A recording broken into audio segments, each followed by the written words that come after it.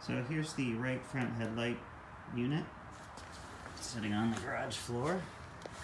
This is from the inside part. I've got a couple of caps off. You can see I think it's the high beam is down here and the low beam up here, whichever one's which. Look in the manual. And then up here is the socket for the signal indicator that I needed to change, which is really hard to reach and get at with it inside the vehicle.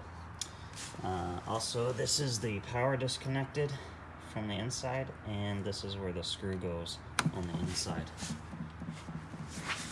So if we look at the actual location in the vehicle, you can see it here. We've got the power cable hanging disconnected, and then there's a screw here and here, and then there's the inside one that will come through here and attach to the unit itself that I showed before. And that's about it.